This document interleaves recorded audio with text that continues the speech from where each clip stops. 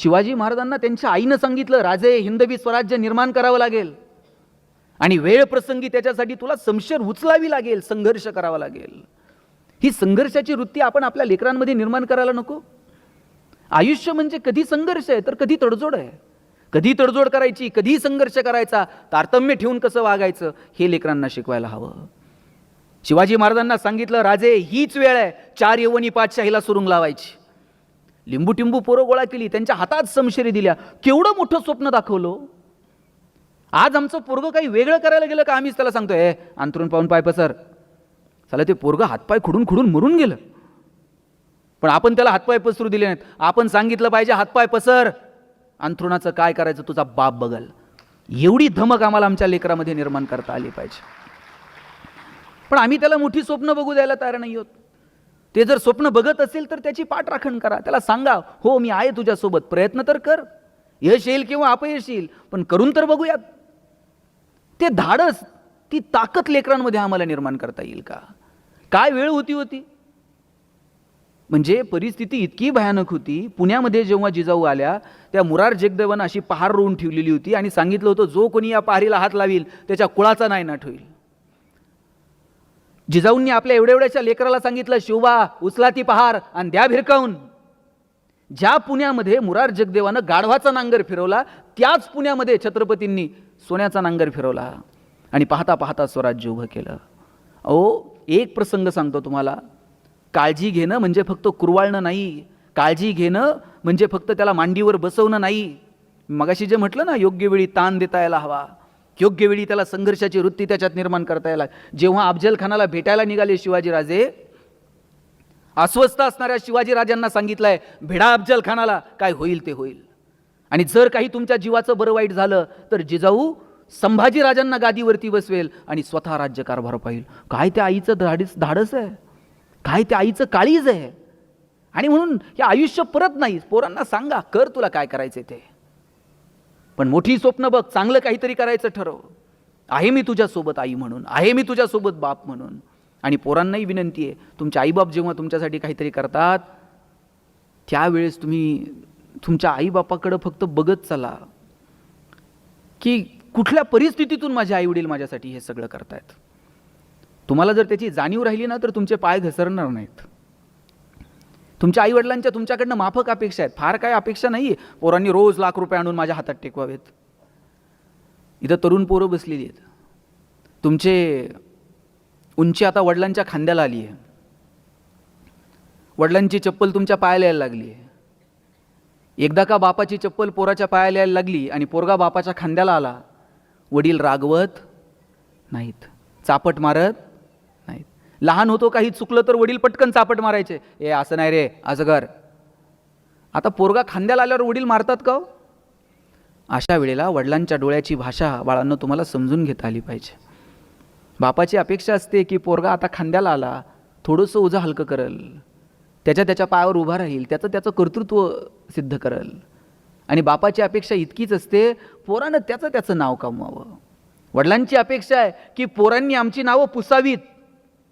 मी पुसावीत म्हणतो, घालवावीत नाही. पुसावीत कोणत्या अर्थानं? आतापर्यंत तुमची ओळख काय? अमुक अमुक यांची मुलगी, अमुक अमुक यांचा मुलगा.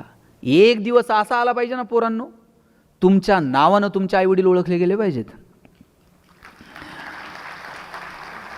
ते कलेक्टर साहेब आहेत ना, हे त्यांचे वडील आहेत बरं का. त्या तहसीलदार मॅडम आहेत ना, ही त्यांची आई आहे बरं का. ते डॉक्टर साहेब आहेत ना, हे त्यांचे बाबा आहेत बरं का. त्या इंजिनियर मॅडम आहेत ना, ही त्यांची आई आहे बरं का. तुमच्या नावानं जेव्हा तुमचे आईवडील ओळखले जातात, याच्यापेक्षा काय असतं आयुष्यातलं यश? यशाची कोणती व्याख्या आहे? तुम्ही कितीही श्रीमंत झालात, तुमच्या पुढं 2 लोक आहेतच की, आणि आज नसेल तर उद्या कुणीतरी येणारच आहे की. आपल्या प्रगतीची व्याख्या जर काय असेल ना, माझ्या दृष्टीनं तुमच्या आईबापानं तुमच्यासाठी टाळ्या वाजवणं आणि त्यांना तुमचा हेवा वाटणं, याच्यापेक्षा दुसरी प्रगतीची व्याख्या मला वाटत नाही. तुमच्या आईवडिलांनी तुमचं कौतुक केलं पाहिजे, अरे वाह, काय माझ्या पोरीनं करिअर केलं, काय माझ्या लेकरानं नाव कमवलं, आमच्याकडे काही नव्हतं पण पोरानं केलं बरं का. हे जेव्हा तुमच्या आईवडिलांना वाटायला लागेल ना, तेव्हा मला वाटतं ती एक, इतर अनेक व्याख्यांपैकी ती एक तुमची प्रगतीची व्याख्या आहे. आणि म्हणून तुमच्या आईवडिलांना हेवा वाटेल असं काहीतरी करा. ठरवा आम्हाला नेमकं आमच्या आयुष्यामध्ये काय करायचं आहे. बहुतांशी जणांनी ठरवलेलंच नाही की मला नेमकं काय करायचं. आणि मी पुन्हा पुन्हा सांगतो, कुणाचं बघून ठरू नका की ह्यानं हे केलंय म्हणून मला ते करायचंय, त्यानं ते केलंय म्हणून मला हे करायचंय. आपण अंधानुकरण करतो. अंधानुकरण करू नका. चांगल्या गोष्टींचं अनुकरण करा, पण अंधानुकरण करू नका. खरं आहे का, बरं आहे का, चांगलं आहे का, वाईट आहे का, चिकित्सा करा आणि मग ठरवा. सगळ्यांनी उजवा हात वर घ्या बरं. हां, ही 4 बोटं पोरांनो दिसत आहेत का माझी? दिसत आहेत का? हां, सगळ्यांनी ती हनवटीला लावा. ही हनवटी आहे का?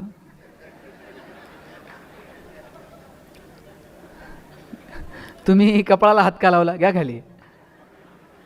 का लावला? मी काय सांगितलं होतं? हनवटीला हात लावायचं. तुम्ही कपाळाला का लावला? शब्बास, तुम्ही लावला म्हणून वर्षानुवर्षे हेच चाललंय. आणि याच्या आधी मी काय सांगितलं होतं? अंधानुकरण करायचं. वर्षानुवर्ष आपण हे करतोय. त्यानं केलं म्हणून मला हे करायचं आहे, तो तिकडे गेलाय म्हणून मला तिकडे जायचं. शोधा. मी आत्ता चेंबूरला गेलो होतो. डॉक्टर होमी भाभा इन्स्टिट्यूट आहे. अनेक तिथे विद्यार्थी, सायंटिस्ट, त्यांच्यासोबत गप्पा मारता आल्या. बोटावर मोजणे इतकी पोरंसुद्धा मला महाराष्ट्रातली सापडली नाही की ज्यांना वाटावं की आपण सायन्स स्टुडंट आहोत, आपण सायंटिस्ट व्हावं, आपण तिथे जाऊन काहीतरी करावं. आपल्या डोक्यात डॉक्टर, इंजिनियर सोडलं तर नवीन काही क्षेत्र आपल्याला खुणावतच नाही आहेत. का आपल्याला वाटू नये की आपण संशोधनामध्ये जावं? BSc ॲग्री झालेलं मी राहुरी कृषी विद्यापीठात आज काम करतो मॅनेजिंग काउन्सिल मेंबर म्हणून. पण बहुतांशी पोरांना असं वाटतं की आपण स्पर्धा परीक्षा दिल्या पाहिजेत. दिल्या पाहिजेत का? तर जरूर दिल्या पाहिजेत. गोरगरिबाची, खेड्यापाड्यातली, शेतकऱ्याची पोरं प्रशासनात आली पाहिजेत. पण त्यातल्या काही लोकांना असंही वाटलं पाहिजे की अरे आपण शेतीशी रिलेटेड काहीतरी करतोय, तर आपण कृषी क्षेत्रात काही संशोधनाचं काम केलं पाहिजे. आपण नवीन वाटा शोधायला तयार नाही होत, नवीन मार्ग शोधायला तयार नाही होत. का आपल्यापैकी काहींना वाटू नये आपण उद्योगात यावं, व्यवसायात यावं, व्यापारात यावं? का आपल्याला असं वाटू नये की आपण पर्यटनासारख्या विषयामध्ये काम करावं? आता मी सरांशी बोलत होतो, 200 कोटीचा टर्नओव्हर आहे वर्षाचा. मी विचारलं काय शिक्षण? म्हणले 4थी नापास.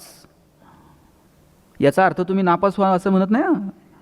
मग तुम्हाला तर भारी झालं म्हणे. अरे बापरे, नापास झाल्यावर टर्नओव्हर 200 कोटीचं होते. सांगायचं तात्पर्य इतकं की ह्या माणसानं काहीतरी स्वप्न बघितलं असेल की नाही मला शिकता आलं, नव्हती माझी परिस्थिती, पण मी काहीतरी वेगळं करून दाखवेल. संधी मिळाली, संधीचं सोनं केलं, कष्ट केली, आज 200 कोटीचा टर्नओव्हर आहे उद्योग व्यवसायामध्ये. अशी किती उदाहरणं. मला विना पाटील भेटल्या होत्या. विना वर्ल्ड नाव ऐकलंय ना? केसरी टूर्स, नंतर आता विना वर्ल्ड.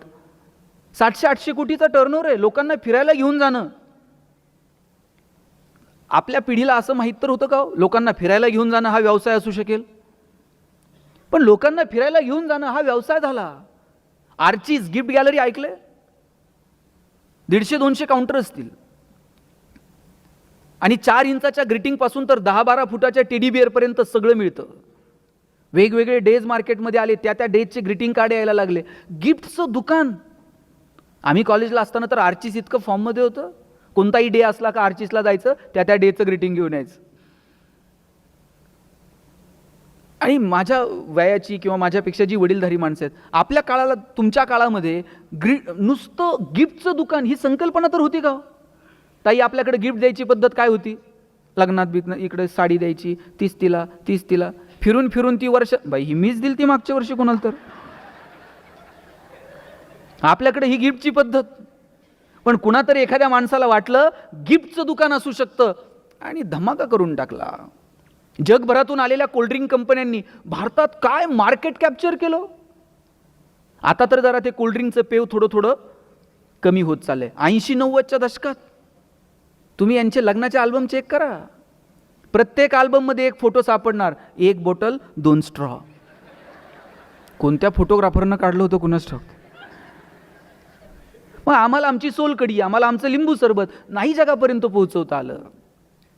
आमचं नाणं असं खणखणीत बाजारात वाजून विकता आलं पाहिजे आणि त्यासाठी अपेक्षित असणारी विक्रीची कौशल्य सुद्धा आम्हाला आमच्या लेकरांना शिकवता आली पाहिजेत. आम्हाला पिकवता येतं, आम्हाला कष्ट करता येतात, पण आम्हाला विकता मात्र येत नाही. जळगावला गेलो होतो. आता जळगावला केळीचं पीक मोठ्या प्रमाणावरती होतं. तिथले शेतकरी, मला कौतुक वाटलं. जिथं केळीची बाग आहे, जिथं केळीची शेती आहे, तिथे हायवेला लोकांनी आता वेपर्सच्या भट्ट्या सुरू केल्यात. लगेच वेपर्स तयार करून त्या आले गेलेल्या लोकांना देतात. छान वाटलं मला की बदलतायत लोक. वेपर्सचं एक पॅकेट किती रुपयाला घेऊन येता? किती रुपये आणताच का नाही? ₹5 ₹10. 5 रुपयाच्या वेपर्सच्या पॅकेटमध्ये किती वेपर्स असतात? 5. बाकी सगळी हवा. पैसे हवेचे, तुम्हाला हवा करता आली पाहिजे. आणि हवा कशानं होते? Reels, status. रील्स आणि स्टेटसनं हवा होत नाही. हवा होते तुमच्या ज्ञानानं, हवा होते तुमच्या कर्तृत्वानं, हवा होते तुमच्या कौशल्यानं. ते कौशल्य तुम्हाला अस्तित्वात अंगीकारता येतील का, याच्यासाठी प्रयत्न करा. आपलं नाणं वाजून बाजारात विकता आलं पाहिजे, याच्यासाठी प्रयत्न करा. आणि त्यासाठी अपेक्षित असणारी कौशल्य आत्मसात करा.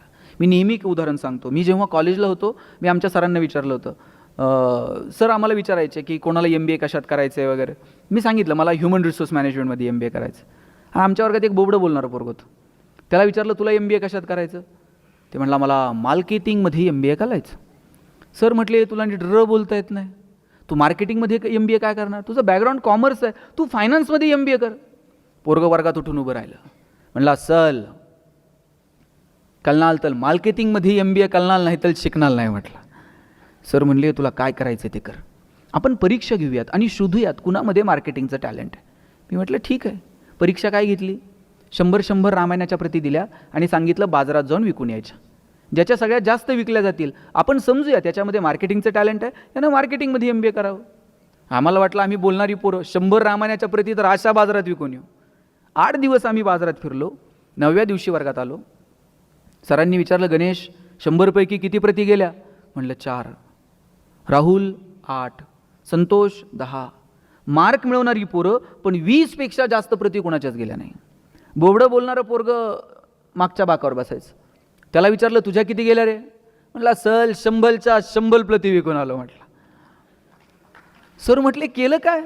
मार्केटिंगची कोणती स्ट्रॅटेजी, कोणतं रेफरन्स बुक? म्हणला काहीच नाही. लोकांच्या दालात द्यायचो, बेल दाबायचो, लोक बाहेर यायची. लोक बाहेर आली की समोर लामायण ठेवायचो आणि सांगायचं हे लामायण विकत घेता का वाचून दाखवू? लोक म्हणायची वाचून नको दाखवू, तुझं रामायण विकत घेतो. बोबडं बोलणं विकनेस आहे का स्ट्रेंथ आहे? दाबून ठेवला असता तर स्ट्रेंथ ठरला असता का? आपल्याला वाजून विकता आलं पाहिजे. त्यासाठी अपेक्षित असणारी कौशल्य आत्मसात केली पाहिजे. आम्ही कॉलेजला असताना आमच्या सरांनी सांगितलं होतं अमुक अमुक एरियामध्ये जरा सर्वे करून या की तिथे स्वीट मार्ट चालेल का, स्वीटचं दुकान चालेल का.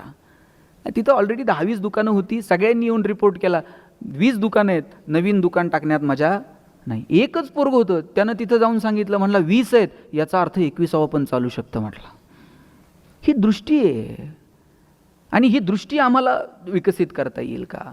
जगात काहीतरी तुम्ही वेगळं लोकांसमोर आणावं लागेल, मांडावं लागेल. काळ आणि वेळेनुसार तुम्हाला बदलावं लागेल. काळ आणि वेळेनुसार जर तुम्ही बदलला नाहीत ना तर तुम्ही मार्केटमध्ये टिकू पण शकणार नाही. आपल्या पिढीनं आयुष्यात पहिला फोन कोणत्या कंपनीचा घेतला होता साहेब? नोकिया 3310, 1100, 1600, 2600. 3310 तर असा होता एखाद्याला फेकून मारला ना टेंगुळ येईल पण मोबाईलला काय होणार नाही. 3 दिवस त्याची बॅटरी उतरत नव्हती आणि मोनोपोली होती नोकियाची. सगळ्यांकडे नोकिया सोडून दुसरा फोन दिसत नव्हता लवकर. आज नोकिया मार्केटमध्ये आहे का हो? आहे तर किती आहे? का नाही आहे? अँड्रॉइड टेक्नॉलॉजी नोकियानं स्वीकारली नाही, नोकिया नाही टिकू शकलं. दादा हा कॅमेरा कोणत्या कंपनीचा आहे? Sony, Panasonic, Nikon. आता कॉडॅक आहे का? आता कॉडॅक दिसत नाही. आणि तुम्ही तुमच्या आईवडिलांना विचारा त्यांच्या लग्नात कोणता कॅमेरा होता? 100% कॉडॅक. आणि 36च फोटो निघायच्या एका रोलमध्ये. म्हणजे नवरा नवरी हार घालायला आणि फोटोग्राफरचा रोल संपायला. आणि नवरदेव कितीही मागं लागू दे फोटोग्राफरच्या 6-6 महिने अल्बम मिळत नव्हते. ते म्हणणार ते फोटो धुवायला दिलेत, कोणत्या नदीवर जात होतं काय माहीत. आणि जे पाहिजे तेच फोटो नेमके जळालेले असायचे. आता कॉडॅक का नाही आहे? डिजिटल टेक्नॉलॉजी कॉडॅकनं स्वीकारली नाही, कॉडॅक नाही टिकू शकलं.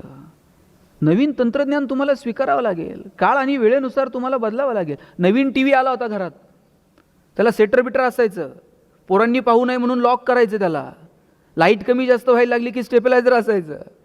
आणि प्रक्षेपण गेलं का पोरं म्हणायची टीव्हीला मुंग्या लागल्या. आता टीव्हीला कुठं मुंग्या लागतात का?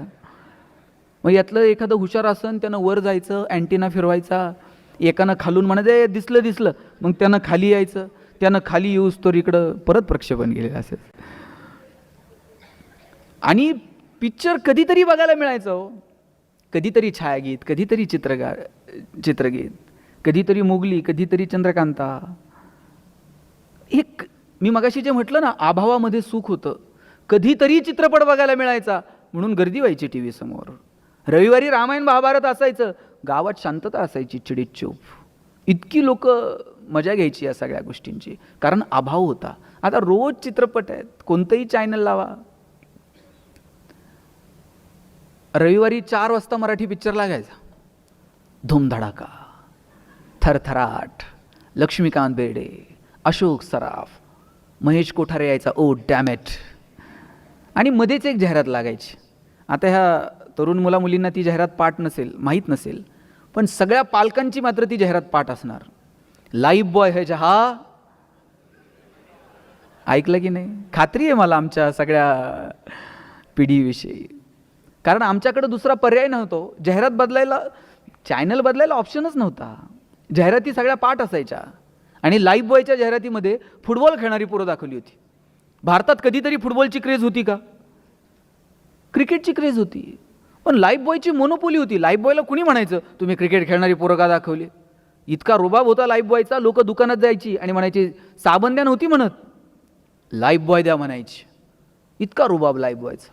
पण त्यानंतर राजा हिंदुस्तानी पिक्चर आलेला. करिश्मा कपूर एकदम फॉर्ममध्ये होती. लक्सनं करिश्मा कपूरला ब्रँड अँबॅसेडर केलं. आता लक्सनं करिश्माला ब्रँड अँबॅसेडर केल्यावर फुटबॉल खेळणाऱ्या पोरांकडे कोण बघतंय का? लक्सनं मार्केट कॅप्चर केलं. लाईफ बॉयला कळलं आता करिश्माच्या कॉम्पिटिशनमध्ये फुटबॉल खेळणारी पोरं टिकणार नाहीत. आता त्यांनी लाल रंगाचा ठोकळा साबण बाजूला केला आणि लाईफ बॉय गोल्ड नावाचा गुळगुळीत साबण बाजारात आणला. आणि लाईफ बॉय गोल्डची जाहिरात कोण करत होतं? आता फुटबॉल खेळणारी पोरं नाहीत. लाईफ बॉय गोल्डची जाहिरात करत होता कॉलेजचा एक तरुण मुलगा आणि मुलगी. मुलगी गाडीवरनं उतरते, रागात निघून जाते. मुलगा विचारतो काय झालं? मुलगी सांगते पसीने की बदबू से परेशान. पोरगा घरी जातो, लाईफ बॉय गोल्ड आंघोळ करून येतो. या कंपन्यांना कळलं काळ आणि वेळेनुसार आपल्याला बदलावं लागेल. कोविडमध्ये एक तरी साबण अशी जाहिरात करत होता का आमचा साबण सुगंधी आहे, तो लावल्यावर तुम्ही गोरे व्हाल? कोविडमध्ये कुणाला गोरं व्हायचं पडलं होतं? प्रत्येक साबण एकच जाहिरात करत होता 99.9% कीटाणू से मुक्ती. कोविडमध्ये साहेब संतूर मम्मी बिम्मी सगळं बंद, फक्त कीटाणू आणि मुक्ती. आणि साहेब मला मोती साबणाचं गणित अजून समजलेलं नाही. मोती वर्षभर कुठं असते काय माहित? ते दिवाळीलाच येतंय, वर्षभर झोपतंय, दिवाळीला म्हणतंय उठा उठा मोती साबणानं आंघोळ करायची. त्यानं ठरवून घेतलंय वर्षभर कुणाला काय करायचे ते करा. आपलं मार्केट, गरीबातला गरीब आणि श्रीमंतातला श्रीमंत माणूस, ते मोतीनं आंघोळ केल्याशिवाय त्याला वाटतच नाही दिवाळी झाली. त्यानं त्याचं मार्केट ठरवलंय. आपल्याला आपलं मार्केट ठरवता आलं पाहिजे. भारत ही जगातली सगळ्यात मोठी बाजारपेठ आहे आणि दुर्दैवानं आपल्याच पोरांना अजून समजलेलं नाही की भारत ही जगातली सगळ्यात मोठी बाजारपेठ आहे आणि आपण ती वापरली पाहिजे. आपण नोकरीच्या रांगांमध्ये उभे आहोत. मी म्हणत नाही तुम्ही नोकरी करू नका, पण का आपण व्यवसायाचे उद्योगाचे पर्याय स्वीकारायचे नाहीत? प्रत्येकाचं स्किल वेगळं आहे, सगळेच जण उद्योग व्यवसायात येऊ शकणार नाही. पण MBA कॉलेजच्या बाहेर सुद्धा बोर्ड लावलेला असतो 100% जॉब गॅरंटी. तिथं सांगा ना की इथून बाहेर पडणारी पोरं बिझनेसमध्ये येतील, उद्योगात येतील, व्यवसायात येतील, व्यापारात येतील. 140-45 कोटी लोकसंख्या आहे भारताची, एवढी मोठी बाजारपेठ. बरं शेजारी चायनाला कळतंय, सकाळी उठल्यापासून रात्री झोपेपर्यंत भारतीयांना जे जे लागतंय सगळ्याचं प्रोडक्शन चायना करतंय. जापानला कळतंय भारतात आणून काय विकायचं, अमेरिकेला कळतंय भारतातल्या बाजारपेठेला कसं वापरायचं. आम्हाला का समजत नाहीये? एवढासा देश आहे इस्रायल, कृषी क्षेत्रात कुठे निघून गेला. आणि आम्हाला 60-70 वर्ष लागली हे कळायला की पाणी पाटाला नसतं द्यायचं, पिकाला द्यायचं असतं. आम्ही 60-70 वर्ष पाटानंच पाणी देतोय, त्याच्यावर गाणी विनी काय. आत्ता ठिबक वगैरे सिंचन पद्धती नव्यानं आल्या आणि मग आम्हाला कळलं की पाणी थेट पिकाला द्यायला पाहिजे. आता आमच्या विद्यापीठानं ड्रोन टेक्नॉलॉजी विकसित केली. आता आम्ही शेताच्या ते ड्रोन फक्त तुम्ही नाही वापरायचा, आता फोटो काढायला शेतकरी ड्रोन वापरणार. त्यांना बांधाव बसायचं रिमोट घेऊन, खांद्यावर पंप नाही टाकायचा, त्यांना रिमोटनं फवारणी मारायची सगळ्या शेतावरती. आणि एक दिवस असा येईल कांद्याची गोणी सुद्धा त्या ड्रोनला लावायची थेट गोणी भुसाऱ्यात. बदललं पाहिजे, नवीन तंत्रज्ञान कळलं पाहिजे, उद्योग व्यवसाय व्यापार कळला पाहिजे. तुमची माझी कॉम्पिटिशन हडपसर शेवाळवाडी पुणे नगर नागपूर इथपर्यंत मर्यादित नाही आहे. 93-95ला गॅट करार स्वीकारला, खुला आर्थिक धोरण स्वीकारलं. जगातली कितीतरी विद्यापीठं यावर्षी भारतात येऊ बघतात. डीम्ड युनिव्हर्सिटी आल्या, सिलेबस बदलत राहतात. आणि या कॉम्पिटिशनमध्ये टिकायचं असेल डोळे विस्पारून जगाकडे बघितलं पाहिजे. ठराविक एखादी परीक्षा ती क्रॅक करण्यासाठी अपेक्षित असणारे तंत्र आणि ती एक्झाम पास होऊन अमुक एखाद्या कॉलेजला नंबर लागणं आणि तिथून बाहेर पडल्यानंतर एखादं पॅकेज, आयुष्यात एखादी गाडी, एखादा फ्लॅट, हप्ते हप्ते हप्ते हप्ते हप्ते हप्ते आणि एक दिवशी स्विच ऑफ. एवढंच फक्त करिअर आहे का? अरे आयुष्य परत नाही आहे. मस्त जगू. रतन टाटा साहेब ज्या दिवशी गेले त्या दिवशी आपल्या सगळ्यांचं स्टेटस काय होतं? टाटासाहेबांचा फोटो होता की नाही? बरं आपण कोण भेटलोय का हो त्यांना? पण भारतातला काय जगातला प्रत्येक माणूस हळहळ व्यक्त करत होता, मोठा माणूस गेला. कलाम साहेब ज्या दिवशी गेले गावातला फेटा बांधलेला माणूस रडत होता. मी म्हणलं बाबा का रडताय? अरे म्हणले देव माणूस गेला, कलाम साहेब गेले. म्हणलं कधी भेटला होता? कशाचं बाबा, एवढा मोठा माणूस आपल्याला कधी भेटतोय? मग रडता का? नाही लय मोठा माणूस गेला म्हणले. कलाम साहेब राष्ट्रपती म्हणून जेव्हा त्यांचा कार्यकाल संपला हातात 2 बॅग घेऊन त्या राष्ट्रपती भवनातनं बाहेर पडले. एका बॅगमध्ये त्यांचे काही पुस्तकं, डायरी, काही महत्त्वाची कागदपत्र आणि एका बॅगमध्ये 2 ड्रेस. काय जगली हो ही माणसं. असे मोठे आदर्श आम्ही आमच्या लेकरांसमोर कधी ठेवणार आहोत? आपल्याला हे चांगले आदर्श आपल्या लेकरांसमोर ठेवता आले पाहिजे. साहेब पुण्यामध्ये 2-4 महिन्यापूर्वी पोलिसांनी कार्यवाही केली. कोट्यवधी रुपयांचं ड्रग्ज सापडलं. जे पुणे विद्येचं माहेरघर म्हणून ओळखलं जातं त्या पुण्यामध्ये कोट्यवधी रुपयांचं ड्रग्ज सापडतं. ज्या अर्थी ते सापडतं त्या अर्थी इथं ग्राहक आहे. ग्राहक काय कोण अमेरिकेहून येऊन इथून ड्रग्ज घेऊन तिकडे जात आहे का? इथे आलेली पोरं कुठली आहेत? इथं बसलेली निम्मी पोरं, इथं या भागातली पोरं इकडं सोलापूर बार्शी विरशी इकडनं आलेली आहेत. खेड्यापाड्यातली पोरं पुण्यात शिकायला येतात. या पोरांच्या आता पॅरेंटिंग हे इतकं क्लिष्ट बनत चाललंय. तुम्ही तुमच्या आईवडिलांना विचारा, अरे एकदा पोरगं बापानं शाळेत नेऊन दाखला बिकला ते भरलं, पोरगं एकदा रुजू झालं 10वी होईपर्यंत बापाला माहीत पण नव्हतं शाळेत काय आणि कसं काय कुठं. आता मात्र रोज परिस्थिती भयानक बदलतीये. शिक्षकांनी पोराला मारलं, कानाला पकडलं तरी पालक काही बोलत नव्हते. आता अनेक गोष्टी आहेत. पोरांच्या आजूबाजूला अशा अनेक गोष्टी आहेत की त्यांचा प्रभाव पोरांच्या व्यक्तिमत्वावरती होतोय. हातात मोबाईल आहे, जग असं एका क्लिकवरती येऊन थांबलंय. आजूबाजूच्या पोरांचं वागणं त्याचा प्रभाव मुलांवरती होतोय. अशा वेळेला मुलांना लक्ष देणं, मुलांचे मित्र कोण आहेत, मुलांच्या मैत्रिणी कोण आहेत, मुलं काय बघतात, काय वाचतात, काय ऐकतात, कुणाच्या संगतीमध्ये आहेत. 2 मार्क एखाद्या विषयाला कमी पडले तरी चालतील, पण आमची पोरं कुणाच्या संगतीत आहेत? आत्ता इथे उदय जगतापांनी एक प्रोग्राम घेतला होता. यात सगळ्या जे अस्वस्थ पुणे वेगवेगळ्या लोकांना बोलवलं होतं. पोलीस कमिशनर वगैरे सगळे होते. बऱ्याच लोकांनी सांगितलं की पोलिसांनी कार्यवाही केली पाहिजे, शाळेच्या बाहेर ज्या टपऱ्या आहेत त्यांची झाडाझडती केली पाहिजे. म्हटलं प्रशासन त्यांचं काम करेल, टपऱ्यांची झाडाझडती करेल, काय करायचं ते करेल. आपण आपल्या पाल्याची बॅग चेक करून किती दिवस झालेत? शाळेतून आल्यानंतर त्याचं दप्तर बघून किती दिवस झालेत? आपण त्याचं कधी दप्तर बघतो? आपण कधी त्याची वही बघतो? कधीतरी घरी आल्यानंतर त्याला विचारतो आज कोणकोणते क्लास झाले, काय झालं केमिस्ट्रीच्या विषयात, काय शिकवलास, काय आज तू लॅबोरेटरीमध्ये गेला होता, आज काही प्रयोग. आता प्रयोग तर विषयच उरला नाही. एखाद्या क्लासला पोरांना पाठवून टाकायचं, त्यांनी प्रयोग नाही केले तरी चालतात, त्यांची तोंड बघून त्यांना प्रयोगाचे मार्क मिळणार आहेत. पोरगं काही शाळेत प्रयोग करायला गेलं तर सरांनी चंचूपात्र ठेव, फुटतंय, तेवढंच आहे आपल्याकडं, प्रयोग नाही केले तरी चालते. कसे सायंटिस्ट जन्माला येतील? मला असं म्हणायचं नाहीये की तुम्ही पोरांच्या वह्या चेक करा उद्यापासून आणि लगेच तुम्हाला त्यातलं गणित सोडवता येईल, तुम्हाला त्यातली ॲक्शन रिॲक्शन समजेल. नाही समजणार. मला मान्य आहे की आता पोरं सिलेबस बदलतोय, झपाट्यानं पुढे जातोय, प्रत्येक गोष्ट आपल्याला नाही सांगता येणार, पण घरी आल्यानंतर कुणीतरी मला विचारतंय, ही भावना महत्वाची आहे. घरी आल्यानंतर आई मला विचारते आज काय काय शिकवलं. घरी आल्यानंतर वडील 2 मिनिट मला वेळ देतात, विचारतायत आज काय काय झालं. हे विचारण्याची सवय आपल्या पाल्याला लागली पाहिजे आणि त्यासाठी म्हणून वेळ द्या. परिस्थिती भयानक आहे, बदलतीये परिस्थिती आणि अशा वेळेला आपल्या मुलामुलींसोबत आपला संवाद कायम असला पाहिजे. आता 2-2, 2.5 वर्षाच्या मुलांचे सेपरेट बेडरूम आहेत. एक काळ होता 10-10, 12-12 वर्षाची पोरं होईपर्यंत बापाच्या पायावर पाय टाकून झोपत होती. आता 2-2, 2.5 वर्षाच्या पोरांचे सेपरेट बेडरूम. जुन्या काळात आईबापाला शरीराचे धर्म नव्हते का? पण त्यांनी ते जोपासत असताना ठराविक वयापर्यंत मुलांचे स्पर्श तुटू दिले नाहीत. आता 2-2, 2.5 वर्षाचे पोरांचे जर सेपरेट बेडरूम नाही, त्यांनी म्हातारपणी आपला बेड गावाच्या बाहेर काढला ना, ठराविक वयापर्यंत संवाद ठेवा, तो स्पर्श ठेवा, वेळ प्रसंगी कानाला पकडा, वेळ प्रसंगी वेगवेगळ्या विषयांवरती बोला. मुळात आपल्या गप्पांचे विषय बदलायला सुरुवात करा. ठरवून गप्पा मारा एखाद्या विषयावरती. चांगली पुस्तकं द्या, चांगल्या गोष्टी मुलांना सांगा. माझ्या वडिलांनी साहेब मला माझ्या आयुष्यात पुस्तक सोडून दुसरं गिफ्ट दिलेलं मला आठवत नाही. वाढदिवस असला तर त्यांनी पुस्तक आणून द्यायचं. काही त्यांना आनंद झाला, मला काही यश मिळालं, त्यांनी पुस्तक गिफ्ट करायचं. आता मी बघतो 1ली 2रीच्या पोराला बाप बंदूक घेऊन जातोय वाढदिवसाला. पोरगं बापाला मारल्याचं नाटक करतं, बाप मेल्याचं नाटक करतो, त्यात आईला हसायला येतं. कुठल्या विकृतीकडे घेऊन चाललंय? आपल्या घरामध्ये एक छोटीशी लायब्ररी असली पाहिजे, वर्तमानपत्र आलं पाहिजे. किती घरांमध्ये वर्तमानपत्र येतो? आहेत, काही घरं आहेत. आणि त्या वर्तमानपत्रात आपण नेमकं वाचतो काय?